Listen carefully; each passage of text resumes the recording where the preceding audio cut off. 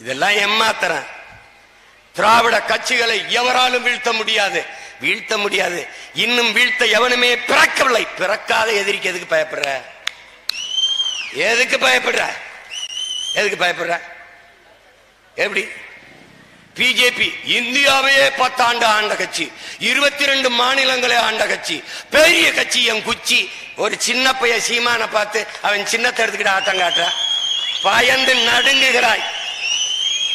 எவன் உன்னை பார்த்து அதிகமாக விமர்சிக்கிறானோ அவன் உன்னை பார்த்து அஞ்சுகிறான், பயப்படுகிறான் என்று பொருள். கூட்டத்தில் யாராவது ஒருவன் உன்னை எதிர்த்தால் நீ வளர்ந்து கொண்டிருக்கிறாய் என்று பொருள்.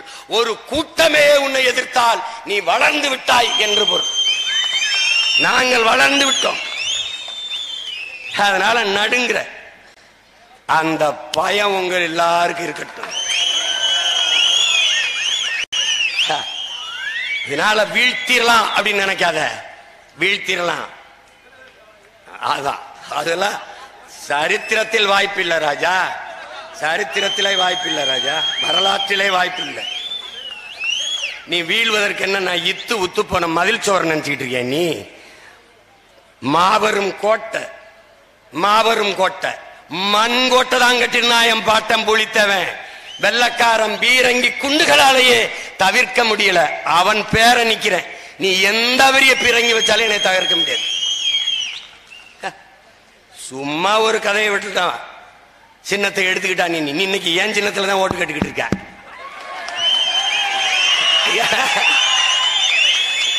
இதனாலெல்லாம் எல்லாம் என்னை ஒழிச்சிடலாம்னு நினைக்கிறேன்.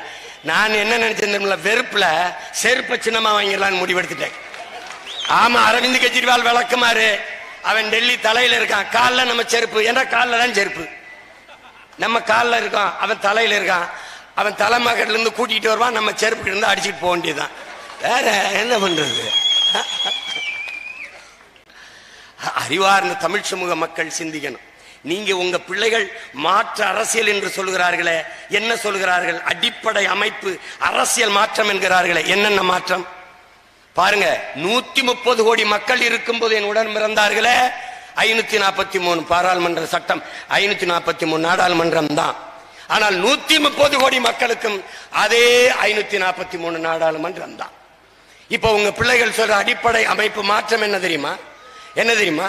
6 சட்டமன்ற தொகுதிக்கு ஒரு பாராளுமன்றம் என்பதை மாற்றி 3 சட்டமன்ற தொகுதிக்கு ஒரு பாராளுமன்றம் என்று கொண்டு வந்து உரிய பிரதிநிதித்துவத்தை ஒவ்வொரு தேசிய ஒவ்வொரு குடிமக்களுக்கும் உரிய முன்னுரிமையை கொடுங்கள் என்று சொல்லுகிறோம். அப்படிங்கும் போது மீனவன் நான், எனக்கு நீ போய் பேசாதே, நானே பேசுறேன். எனக்கு என்ன செய்துங்கிறத நான் தான் சொல்லணும், என்ன செய்துங்கிறத நான் தான் சொல்லணும். அப்ப 543 இருக்கிற இடத்தில் நீ மறுபடி இதை மாத்துங்கிற. 130 கோடி மக்களுக்கு 3 சட்டமன்ற தொகுதிக்கு ஒரு பாராளுமன்றமாக மாற்று. இது அமைப்பு மாற்றம். நீ தாழ்த்தப்பட்ட மக்களுக்கு, பழங்குடி மக்களுக்கு தனி தொகுதி கொடுத்திருப்பது போல சரிபாதி இருக்கிற பெண்களுக்கும் தனி தொகுதி கொடு என்று சொல்கிறேன். நான் கன்னியாகுமரியில நாடாளுமன்றத்தில் ஒரு தங்கையை நிறுத்திருக்கிறேன், மரிய ஜெனிஃபர் என்று. மீதி எல்லா வேட்பாளர்களும் ஆண் வேட்பாளர்கள். அப்ப 3 ஆண்களோடு ஒரு பெண் போட்டி போடுவது கடினம். பெண்ணை நிறுத்துகிற தனியாக பெண்களுக்கு இந்த தொகுதி என்றால், நான் நிறுத்துவது போல எல்லா கட்சியும் பெண்களைத்தான் நிறுத்தும். இது அமைப்பு மாற்றம். அப்படி கொண்டு வாங்க. நீ பழங்குடி மக்கள் தாழ்த்தப்பட்ட குடிகளுக்கு இருப்பது போல எங்களின் ஆதிக்குடி, முதலில் நாங்கள் குறவர்கள், பிறகு கோன், அடுத்தது வேளாளர்கள், பிறகு பரதவர்கள், மீன் பிடிப்பதால் மீனவர்கள், நிலம் பள்ளமாக இருந்ததால் அங்கு வாழ்ந்தவர்கள் பல்லர்கள், குறிஞ்சிக்கும் மருதத்திற்கும் இடையிலே வாழ்ந்ததால் நாங்கள் இடையர்கள். இதெல்லாம் காரண பெயர்கள். எங்கள் குடிப்பெயர் கோன், எங்கள் குடிப்பெயர் வேளாளர், எங்கள் குடிப்பெயர் பரதவர். எங்களை எல்லாம் பழங்குடி பட்டியலில் சேர்த்து எங்களுக்கு தொகுதிகளில் முன்னுரிமை கொடு.